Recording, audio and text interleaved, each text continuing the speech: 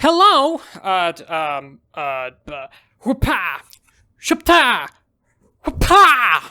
Welcome back to, the channel. It's very snowy outside and actually really cold, so I decided that today I don't want to wear pants.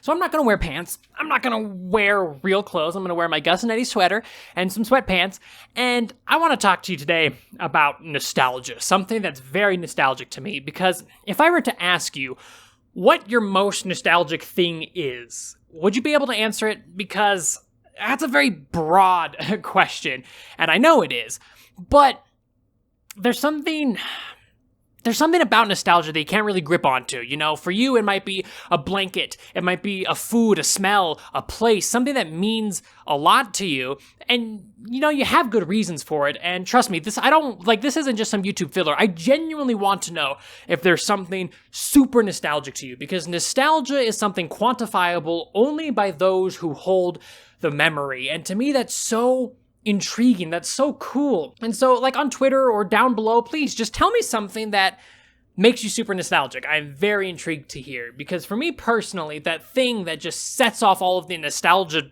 neurons in my brain is a song called Glorious Morning by Waterflame. Now, you might be saying, Jaden, I don't really recognize that song. And, well, I'm gonna have to say that more than likely you do, because it has had a long and varied history.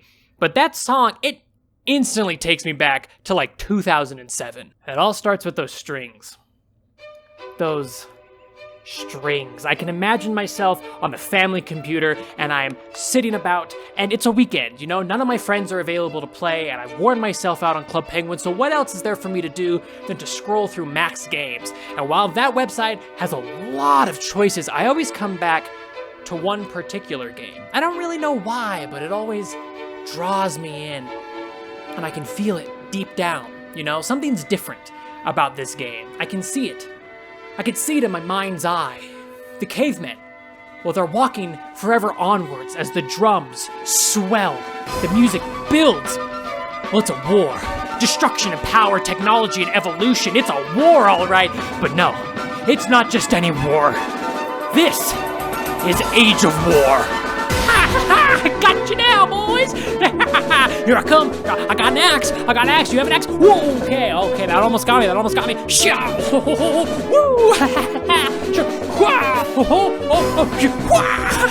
Got you now, bitch! Come on, I wanna see this base crumble. Come on, I wanna see your ashes on the ground. Let's go. Whoa! Yeah, you almost got me with that one. Alright, let's go.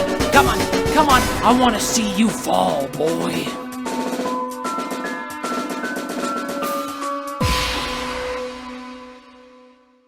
So, if you're unaware, on January 1st, the internet had to say goodbye to an old friend, Adobe Flash. Now, I don't really know the inner workings of Flash or really how it did what it did, but essentially know that when they announced they were closing Flash, decades worth of user-created content and video games and art and creations, just a whole realm of creativity was gonna be lost, and it now is lost. And the one that hit me the hardest was Max Games. Free internet games to the max. Tied with Club Penguin, Max Games matched the most internet exploration I did as a child, and it was home to tons of wonderful Flash games, some of which are still super nostalgic and mean a lot to me, like Raze or Stick Wars. But the one that I want to talk about today, and the one that has stuck in my brain for all of these years, you know what it is? It's Age of War. Age of War is a game that I don't think I'm ever gonna forget, and for everyone who's played it, they pretty much don't forget it either. The game is kind of huge. If you've played it, you know it, and it's lodged a place in your brain, and it's a weird anomaly. And so, okay, you know what? Let's take a break. Let me give you a breakdown of gameplay here. Gameplay is very simple, so let me explain. You control the base over here on the left side of the screen, and your enemy controls the base way over there on the right side of the screen. And now you kill your enemies' soldiers, and then when you kill them, you earn money, and you use that money to make more soldiers. But then at a certain point, you earn experience. You earn enough experience, in fact, to evolve to the next stage in history. You go from like cavemen to like that prehistoric Neanderthal era, and then you move up to the medieval ages with hot oil and knights, and then from there you move on to what I can only assume is like the Crusades. I don't know. Tell me what it is. But you got men with cannons and other shit. And then you move on to modern war. So you got jets and bombs. And then from there, you move on to the future war with lasers and pew, pow, and basically you try to take out your opponent's base. That's it. That's the entire game. Guys walk from right to left and left to right. They whack each other. You earn money. You evolve. You win. That's the whole game. And so why is this game so popular? You might be asking yourself. Why was it so big? And I don't know, honestly. Really, the only way I can describe it is the game is simple and the game is incredibly addicting. But there is one element that I really think adds to the game. The song Glorious Morning by Waterflame. If you think of Age of War, you think of this song. Like, it is the glue that tied the game together. The two are synonymous. You can't have one without the other. They are just so bound together. It's the reason that most people don't really forget this game, and even if you did forget it, you heard those strings at the beginning, and you instantly had your brain flooded with memories of this game. Don't lie. Don't lie. This song is stuck in your head. Don't lie now. No. Don't lie now. No. Glorious Morning made it so that you could sit down and play the game for hours, watching your guys walk from left to right and left to right and left to right over and over, and it never got boring because the song was on repeat and you just kept watching them fight and fight and fight, and you just could never stop. And so while prepping for this video, I wanted to know if my love for this game was purely nostalgia or if there was something else to it, if the game was actually addicting, if it had a side to it that just kept you playing, if it wasn't like just my love for the song or memories and stuff. And so I told myself that I would go out and figure it out. But that sort of left me in a pickle, because as I said earlier, Flash is gone. So if you go to Max Games' website, you can see all the games and you can scroll through them. But if I decide like I want to click Age of War, well, it asks me to enable Flash, and then I get a pop-up from Adobe saying, hey, Flash is disabled, which means Max Games is like, hey, can you enable Flash? And Adobe's like, hey, Flash is disabled, and yeah, I think you see the problem. Max Games is essentially at this point a graveyard for old memories where you can scroll through, but you can't engage with it at all. So if you can't play Age of War anymore, where it was intended to be played on Max Games, well, can you still play it? Thankfully, the answer is yes. There are a couple of methods.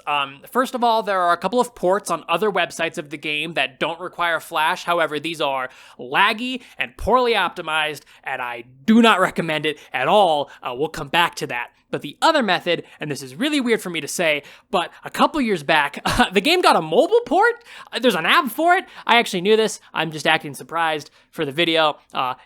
Basically, it's a very good port. All right, it's a very good version of the game. It almost feels like it was made to be played on mobile because everything just flows really well. The music is still there. The charm is still there. It's a very, very good app.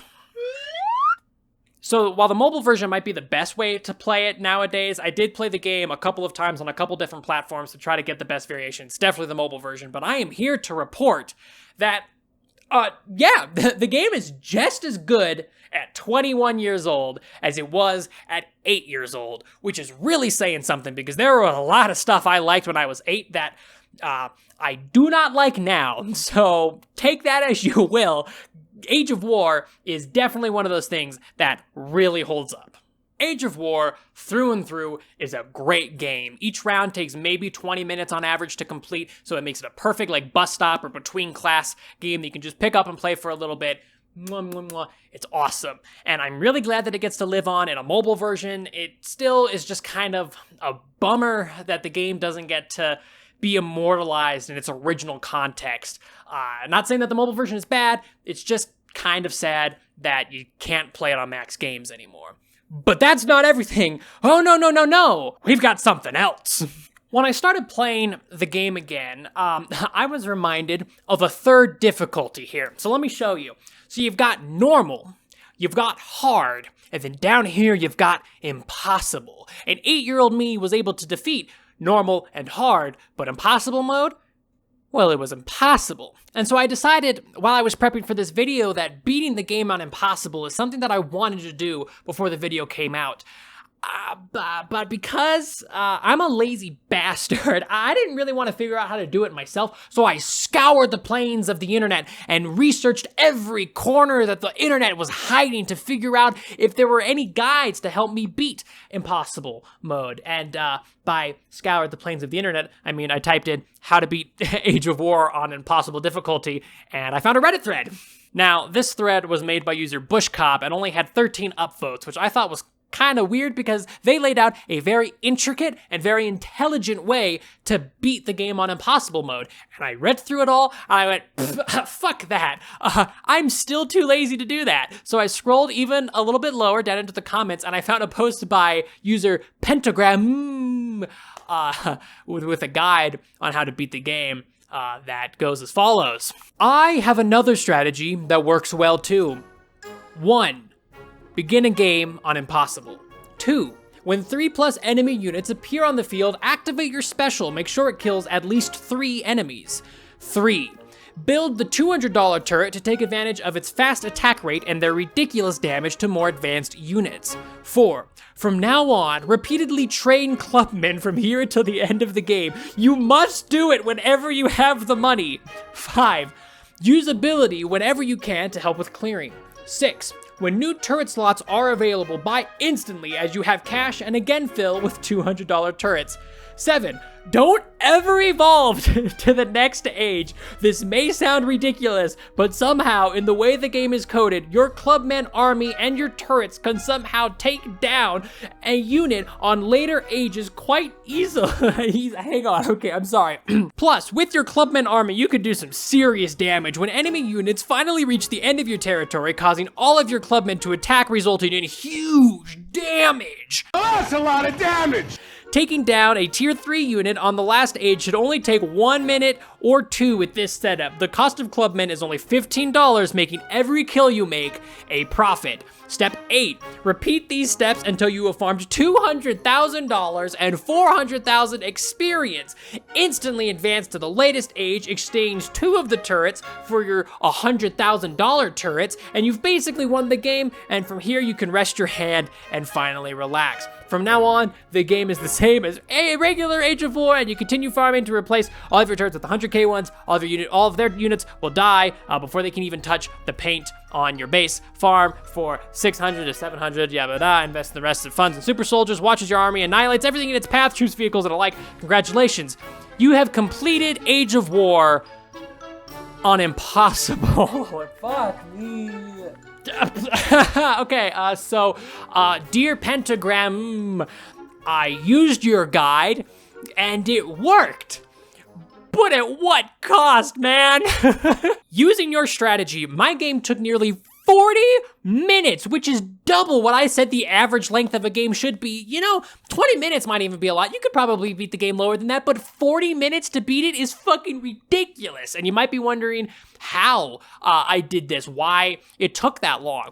Well, you see, I was a big dumb poop brain, and I decided to use one of those browser ports that I said were poorly optimized and extremely laggy. Do you remember when I said that earlier? Yeah, I used one of those. So after like barely 5 minutes, all of my clubmen were backed up, and I just kept making them. And Google was like, hey, that game you're playing seems kind of fun. What if I just stopped working?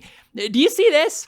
Do you see this frozen game back here? This isn't video editing, okay? This is my game actually freezing while I was playing. It couldn't handle it. I kept making clubmen and they kept getting back up. Essentially what I was doing is I took the game's memory and we went outside and I basically just kind of that's what I did to the game's memory. The game essentially became more about fighting the lag and making sure my mouse clicked the right thing, moving 1 frame a second, than it was about following Pentagram's guide, because his guide works. My web browser was the limitation in this experiment. Thankfully, I can say that after I had evolved all the way to the final stage and I was able to take down all of my turrets and replace them with the $100,000 blue laser turrets, and I could step back and not have to constantly spawn units, the game could breathe, the game was able to catch back up, and finishing it was a breeze, even on impossible difficulty. So, Jaden can sit here and confidently puff out his chest and say that he has beaten Age of War on impossible difficulty. Should I be proud of it? No, probably not. But was it hilarious? Yes, and it has forever tarnished my memory of this game.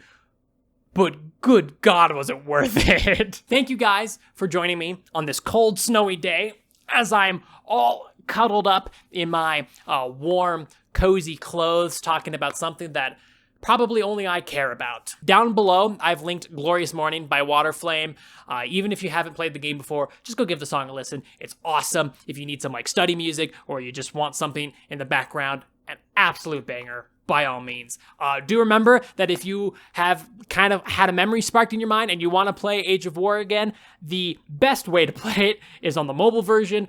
Please do not burn your computer down to its last singes trying to play it on one of those browser ports like I did. It's a terrible idea and funny, but probably not the best idea. But before I go, just an important heads up. You may have noticed that there was no stream on the channel this week. No, I have not already fucked up my schedule. I've actually been very consistent. I'm actually moving my streams over to my second channel, Horrorking 123. So if you don't want to miss any of the live streams, go check that out. I just thought that they were not really fitting over here. So we're pushing them over to Horrorking 123. Go subscribe. Links down below. Whatever. All of that. So thank you guys for joining me for another week of, this, whatever this is. Make sure to catch me in 2 weeks when I give my TED Talk on Eldritch Beasts and how to befriend them. I am an expert in that.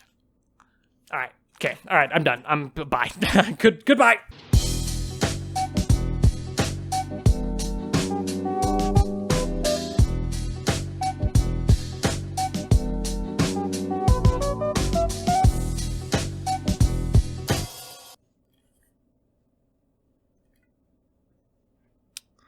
I feel powerful holding this.